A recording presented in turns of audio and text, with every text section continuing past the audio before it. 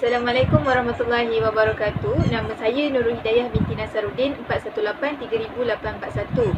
Jadi pada hari ini kami akan membentangkan kajian mengenai pandangan agama Samawi dan agama budaya terhadap konsep ketuhanan, iaitu menumpukan kepada kajian kes koksit tulang ekor sebagai salah satu anggota tubuh badan manusia yang tidak akan reput dan dimakan bumi. Dan nama saya Ria Farisa binti Mustaqim, nombor matrik 41830000151. Untuk pengenalan, seperti yang kita maklum, Malaysia merupakan sebuah negara yang mempunyai pelbagai bangsa yang didominasi oleh 3 kelompok utama, iaitu Melayu, Cina dan India. Jadi kita dapat lihat kepelbagaian bangsa ini telah menunjukkan mereka mempunyai kepercayaan dan pegangan agama yang berbeza. Okey, untuk kaum Melayu, Cina dan India berbeza untuk pegangan agama mereka. Jadi kepelbagaian bangsa dan agama ini telah menyebabkan berlaku perbezaan terhadap kepercayaan konsep ketuhanan. Jadi seperti yang kita maklum bahawa untuk agama Islam dan agama Kristian, mereka dikelompokkan dalam agama Samawi sebab mereka menggunakan kitab yang diwahyukan dari Tuhan. Manakala untuk agama Hindu dan Buddha, mereka dikelompokkan bawah agama budaya sebab kitab yang mereka rujuk merupakan kitab yang diterima daripada rahib ataupun guru mereka. Jadi untuk kajian ni kita kaitkan dengan proses penciptaan manusia dan konsep ketuhanan. Seperti yang kita maklum dalam setiap agama, dalam setiap kitab yang dianuti oleh agama-agama di Malaysia, agama Islam, Kristian, Hindu dan Buddha, mereka turut menceritakan mengenai proses kejadian manusia pertama. Okey, jadi daripada situ kita dapat lihat bahawa proses penciptaan manusia ini dia adalah suatu ciptaan Tuhan yang sempurna. Sebab dia dalam proses penciptaan manusia ni kita dapat lihat bahawa terdapat struktur organ dan sistem anatomi yang dapat berfungsi secara automatik mengikut kehendak Tuhan, dan dia dapat berfungsi dengan baik sebagaimana yang ditetapkan oleh Tuhan. Untuk penyataan masalah pula, kita tumpukan kepada koksit tulang ekor. Okey, koksit tulang ekor merupakan satu organ yang mempunyai fungsi yang sangat penting terhadap struktur tubuh badan manusia. Sebab dalam buku sains dia telah menyatakan bahawa koksit tulang ekor ini, koksit iaitu tulang ekor ini, dia merupakan suatu organ yang dapat menyeimbangkan tubuh badan manusia dan dapat memudahkan pergerakan anggota-anggota badan yang lain untuk melakukan pekerjaan ataupun perbuatan dalam kehidupan seharian. Jadi sebenarnya koksit tulang ekor ini dia mempunyai fungsi yang sangat besar terhadap struktur tubuh badan manusia. Okey, untuk penyataan masalah ni kita dapat lihat daripada Al-Quran dan hadis. Kita memperlihatkan kepercayaan agama Islam terhadap tulang ekor ini, ataupun dalam Islam dikenali sebagai tulang sulbi. Okey, di dalam surah At-Tariq ayat 5 hingga 7 Allah Subhanahu Wa Taala telah berfirman, okey, yang bermaksud, maka hendaklah manusia memperhatikan dari apa dia diciptakan. Dia manusia diciptakan dari air yang terpancar yang keluar dari antara tulang punggung lelaki dan tulang dada perempuan. Okay. Ayat ini telah menjelaskan bahawa proses penciptaan pada asalnya, pada awalnya adalah daripada air yang terkeluar di antara tulang punggung lelaki, iaitu tulang sulbi lelaki dan tulang dada perempuan. Jadi melalui perkembangan sains, kan, ilmu sains, jadi banyak orang yang telah mengkaji, dia telah menampakkan bahawa sebenarnya air yang terpancar tadi tu, air yang keluar itu adalah hasil daripada tulang sulbi. Dia dihasilkan dari tulang sulbi, di mana dalam ilmu sains telah memperlihatkan bahawa tulang sulbi ini merupakan tempat keluarnya pembuluh darah, vestibular artery dan ovary artery, di mana darah ini dia akan disalurkan kepada testis dan ovarium perempuan untuk melakukan persenyawaan. Oleh itu, kita telah memperlihatkan ayat Al-Quran yang jelas wahyu daripada Tuhan, okey, kepada umat Islam mengenai proses penciptaan manusia adalah dari tulang ekor. Jadi tulang ekor ini, iaitu tulang sulbi ini, dia mempunyai fungsi yang sangat besar terhadap proses penciptaan manusia. Okey, yang kedua kita tengok pada hadis yang diriwayatkan daripada Abu Hurairah radhiyallahu anhu, di mana bahawa Rasulullah sallallahu alaihi wasallam bersabda, tidak ada pada manusia itu melainkan kesemuanya akan hancur, melainkan satu tulang, di mana yang dinamakan Al-Zanab. dan iaitu dikenali dengan tulang sulbi. Dan daripada itu, ia akan dibangkitkan manusia pada hari kiamat. Jadi hadis ini telah menunjukkan bahawa umat Islam mempercayai tulang ekor ini, iaitu tulang sulbi ini tidak akan reput dan hancur. Kerana pada hari akhirat nanti, manusia akan dibangkitkan semula melalui tulang sulbi ini. Oleh itu, untuk penyataan masalah ni kita dapat melihat bahawa di dalam surah At-Tariq ayat 5 hingga 7 telah memperlihatkan proses penciptaan manusia itu adalah dari tulang sulbi.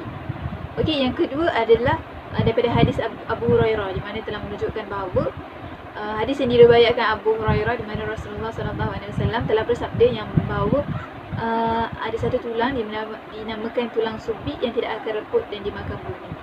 Jadi berdasarkan wahyu daripada Al-Quran dan hadis ini, kita ingin mengkaji apakah pandangan-pandangan agama Kristian, agama Hindu dan agama Buddha terhadap tulang ekor iaitu tulang sulbi ini yang tidak akan reput dan hancur dimakan bumi.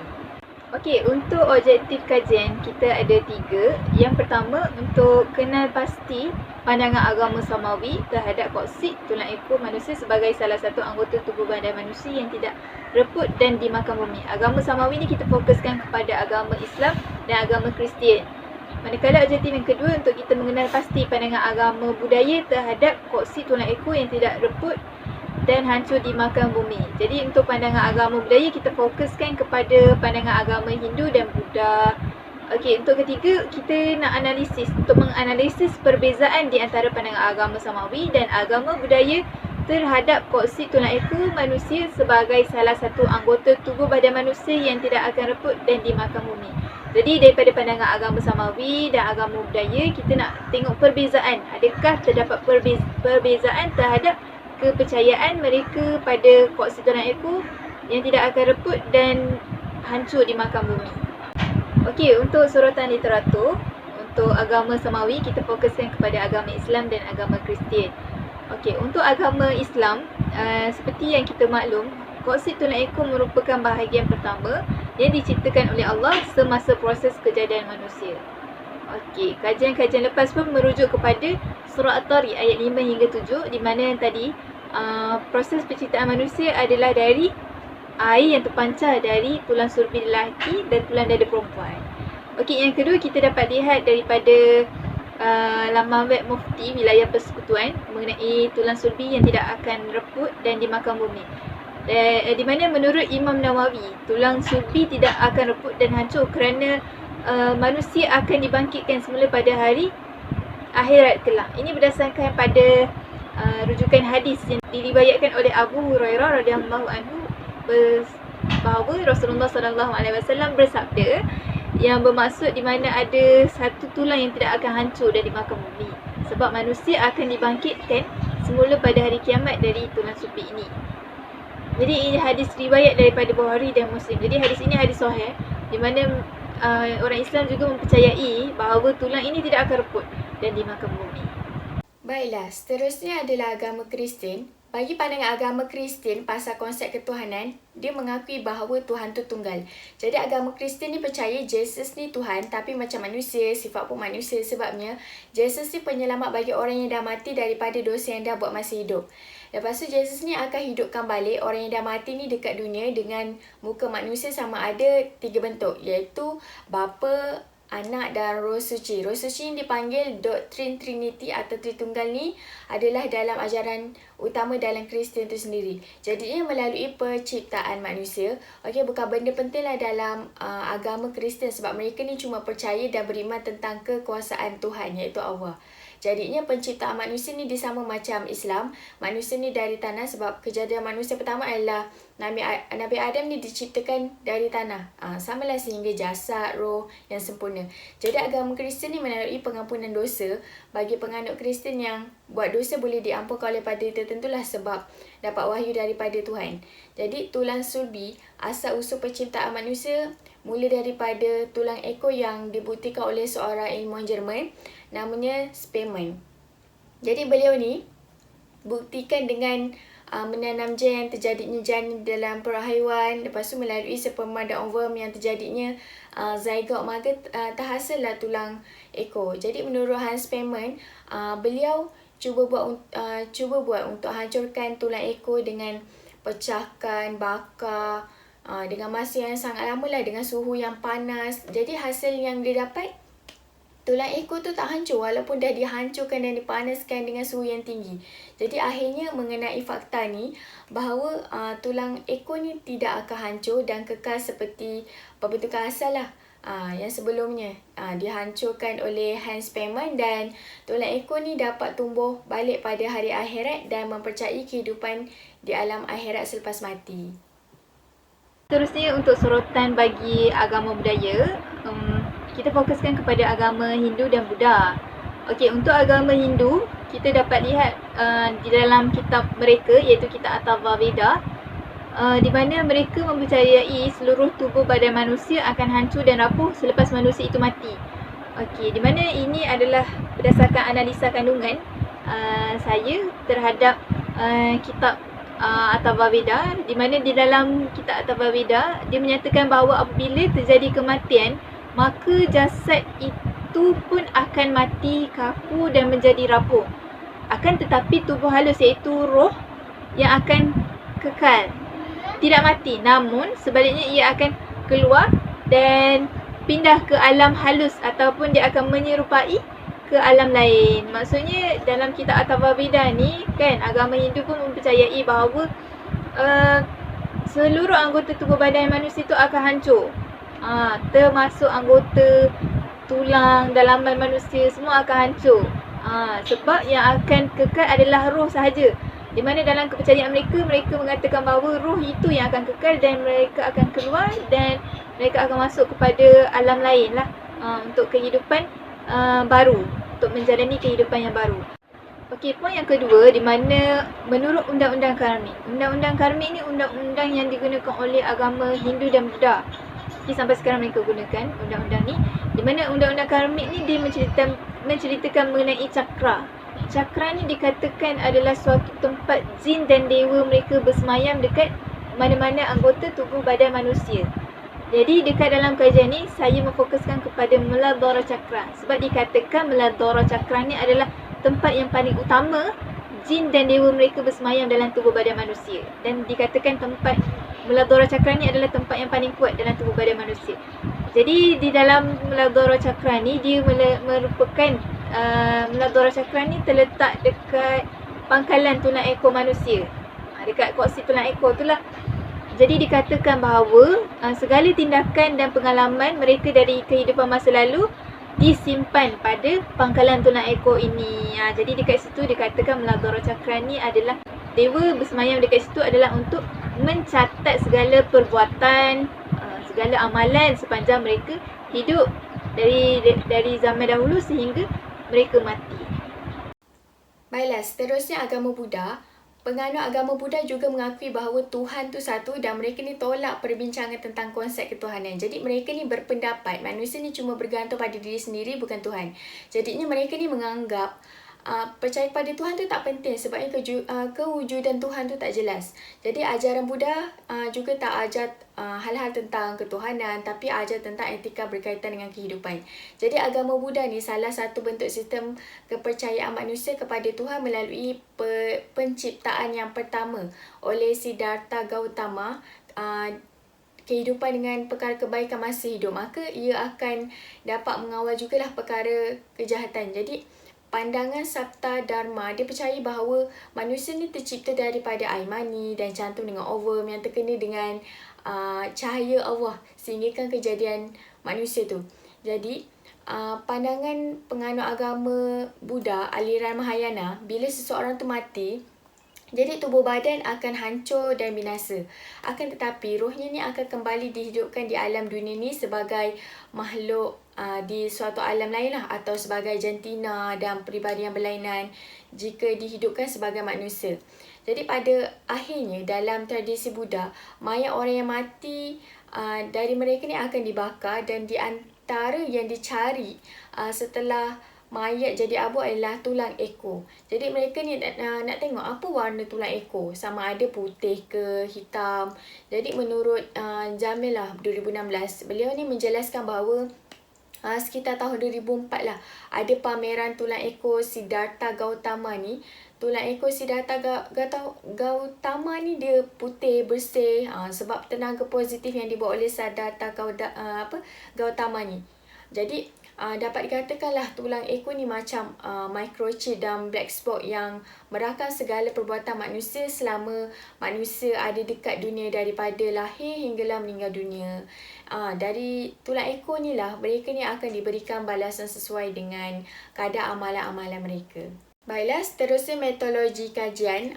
Kajian ni guna kaedah campuran, iaitu guna kaedah kualitatif untuk analisis kandungan dari kitab Al-Quran, hadis, Shorty, Semirity dan Tripitaka. Jadi kaedah ni digunakan untuk menyokong dapatan kajian. Lepas tu guna kaedah kuantitatif melalui soal sidik lah untuk kumpul data tentang kajian ni. Jadi populasi dalam kajian ni merupakan mahasiswa Universiti Selangor yang jumlahnya 40 orang pelajar yang beragama Islam, Kristian, Hindu dan Buddha. Dipilih secara rawat. Jadi soal sidik ni terdiri daripada 2 bahagian. Jadi bahagian A terdiri daripada maklumat responden dan bahagian B ni mengenai pandangan agama Samawi dan agama budaya terhadap tulang ekor manusia. Jadi setiap item pada bahagian B perlu ditanda berdasarkan 3 pilihan jawapan, iaitu ya, tidak atau tak pasti. Jadi data kajian ni dianalisis gunakan Microsoft Excel versi 16 lah. Jadi analisis deskriptif ni digunakan untuk jelaskan kekerapan dan peratusan mengenai data yang diperolehi. Jadi analisis komparatif pula dia guna untuk membuat perbandingan antara agama Samawi dan agama budaya mengenai kajian ni. Okey, jadi hasil kajian yang diperolehi pada jadual ni adalah responden perempuan lebih ramai kerana pengkaji mempunyai ramai kenalan perempuan berbanding lelaki. Dan responden yang berumur lingkungan 21 hingga 23 tahun lebih ramai mengisi soal selidik kajian ni dari lingkungan umur ni lah. Kebanyakannya mahasiswa sedang menuntut di UNISEL. Dan responden di kalangan kaum Cina lebih tinggi nilai kekerapan berbanding kaum lain.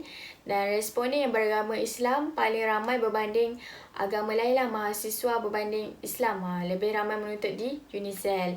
Jadi responden ni dari tahap pendidikan, peringkat ijazah sarjana muda ni menunjukkan nilai kekerapan tinggi. Sebabnya pengkaji ni merupakan sebahagian dari pelajar ijazah sarjana muda.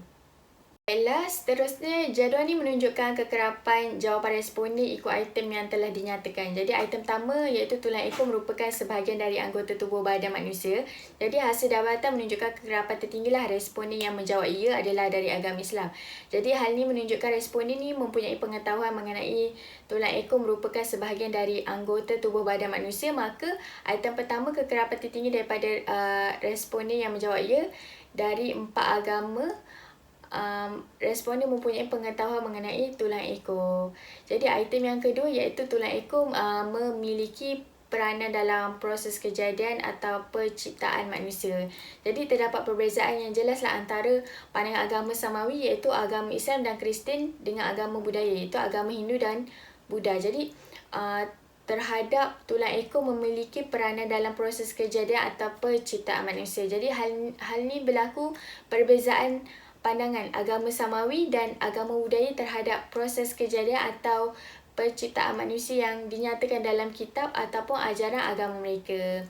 Jadinya kalau item yang ketiga iaitu pada hari kiamat manusia akan dibangkitkan kembali dari tulang sulbi. Jadi hasil dapatan menunjukkan seramai 9 orang yang beragama Islam menjawab ya bahawa pada hari akhirat manusia akan dibangkitkan kembali dari tulang sulbi. Jadi hal ini kerana ajaran yang terdapat dalam agama Kristian, Hindu dan Buddha ni adalah menunjukkan perbezaan ketara lah dengan ajaran agama Islam terhadap hari kebangkitan manusia di hari kiamat. Jadi mereka ni tidak percaya manusia ni akan dibangkitkan semula dari tulang sulbi. Maka item ketiga perbezaan ketara lah antara ketiga agama dengan ajaran Islam terhadap hari kebangkitan manusia di hari kiamat. Okey, untuk item keempat, di mana item tulang ekor berfungsi sebagai tempat menyimpan segala catatan amalan manusia. Jadi kalau kita tengok dekat situ, Islam dengan Kristian kebanyakan menjawab tidak dengan tidak pasti mengenai item ini. Manakala untuk agama Hindu dan Buddha kebanyakannya menjawab ya pada item ini, dan ada sebilangan kecil saja yang menjawab tidak dan tidak pasti. Jadi ini telah menunjukkan terdapat perbezaan pandangan agama mengenai item ini. Kalau kita tengok di dalam Islam, Allah SWT berfirman dalam surah Al-Mutaffifin ayat 7 hingga 9 yang bermaksud sepatutnya mereka melakukan perbuatan yang salah itu dan melalaikan hari akhirat. Sesungguhnya kitab suratan amal orang-orang yang berdosa itu ditulis dalam sijin. Dan sudahkah engkau tahu apakah yang dikatakan sijin itu? Sijin itu ialah tempat simpanan kitab catatan yang jelas, nyata, yang menghimpunkan amalan orang-orang yang berdosa. Jadi kalau dalam Islam, kita tahu bahawa catatan amalan yang buruk akan ditulis dalam kitab sijil. Sambungan daripada ayat itu, Allah berfirman di dalam surah Al-Mutaffifin ayat 18 hingga 20 yang bermaksud, ingatlah wahai manusia, sesungguhnya kitab suratan amal orang-orang yang berbakti dengan mentaati dan melakukan amal-amal kebajikan adalah ditulis dalam Illiyin. Apakah Illiyin itu? Adakah kamu sudah mengetahui Illiyin itu apa? Illiyin itu ialah tempat simpanan kitab catatan yang jelas lagi nyata untuk orang-orang yang melakukan amal-amalan kebajikan.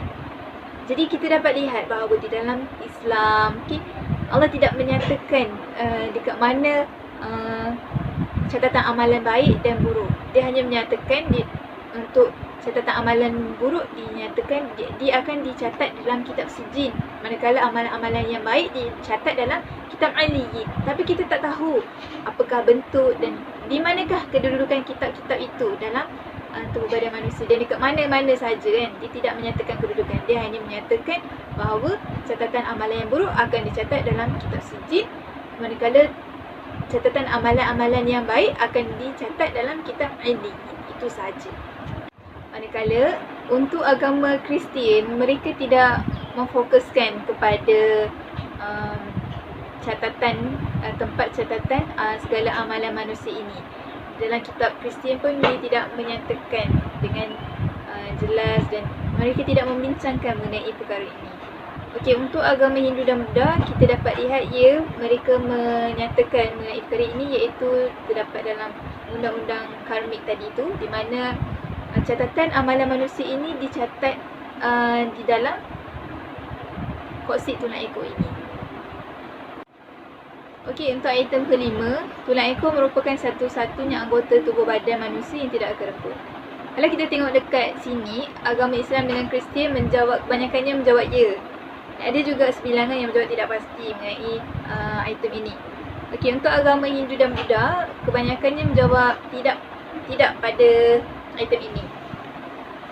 Jadi apa yang kita dapat lihat bahawa pegangan agama yang berbeza telah memperlihatkan terdapat perbezaan terhadap kepercayaan mengenai tulang ekor merupakan satu-satunya anggota tubuh badan manusia yang tidak akan reput. Untuk agama Islam, kita boleh rujuk kepada hadis daripada Abu Hurairah, yang daripada hadis yang diriwayatkan oleh Rasulullah SAW yang bersabda bahawa terdapat satu tulang, iaitu tulang sulbi manusia yang tidak akan reput, dan sebab manusia akan dibangkitkan semula pada hari kiamat melalui tulang ekor itu, tulang sulbi itu. Untuk agama Kristian pun adalah diperlihatkan daripada beberapa eksperimen yang dijalankan oleh pakar saintis Kristian yang memperlihatkan bahawa apabila mereka membakar tulang ekor ini selama beberapa jam, tulang ekor ini masih tidak akan reput dan hancur. Manakala untuk agama Hindu dan Buddha, mereka mempercayai bahawa tulang ekor ini akan reput dan dimakan bumi. Sebab untuk agama Hindu, kita dapat lihat daripada kitab Atharva Veda, mereka telah menyatakan bahawa seluruh anggota tubuh badan manusia akan kaku dan hancur dan binasa apabila seorang itu telah mati. Untuk agama Buddha, pula mereka juga dipengaruhi oleh agama Hindu kan.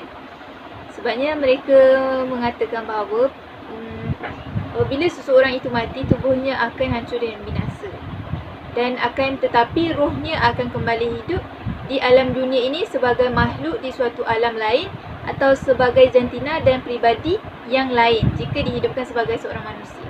Jadi ini adalah pandangan penganut agama Buddha aliran Mahayana. Jadi ini adalah memperlihatkan bahawa pengaruh agama Hindu itu masih dipegang oleh penganut agama Buddha, iaitu mengenai kepercayaan yang terdapat dalam undang-undang karmik itu tadi. Seterusnya ialah perbincangan kajian perbezaan pandangan agama Samawi dan agama budaya terhadap tulang ekor manusia. Jadi berdasarkan penelitian kajian, pekaji ini dapat mengenal pastilah perbezaan yang ada dalam pandangan agama Samawi dan agama budaya terhadap tulang ekor. Jadi perbezaan pertama adalah mengenai tulang ekor memiliki peranan dalam proses kejadian atau penciptaan manusia. Jadi pandangan agama Samawi iaitu agama Islam dan Kristian, dia menyatakan bahawa kejadian manusia dari tulang ekor adalah suatu bukti kebesaran dan kekuasaan Tuhan yang menciptakan seluruh alam, sama ada yang terdapat di langit dan di bumi. Jadi mereka ni meyakini Tuhan dia ciptakan manusia dari tulang ekor sebab terdapat ayat yang ditulis di dalam kitab mereka lah. Jadi manakala pandangan agama budaya iaitu agama Hindu dan Buddha, mereka ni tak percaya Tuhan ciptakan manusia dari tulang ekor. Jadi sebabnya mereka ni tak yakin dan mempercayai terhadap konsep ketuhanan dan nubuah. Jadi perbezaan kedua adalah mengenai tulang ekor berfungsi sebagai tempat simpan catatan amalan manusia. Jadi menurut pandangan agama Samawi dan agama Islam dan Kristian, mereka ni menyatakan bahawa tak ada bukti yang kukuh mengenai catatan amalan manusia yang akan ditulis pada tulang ekor. Bermula mereka ni dilahirkan di dunia hinggalah mereka mati. Manakala pada pandangan budaya iaitu agama Hindu dan Buddha, terdapat buku yang mengatakan dan ini membawa mereka ni mempercayai bahawa semua amalan dan perbuatan sama ada baik atau buruk yang dilakukan sejak lahir sehingga mati akan dicatatkan tulang ekor.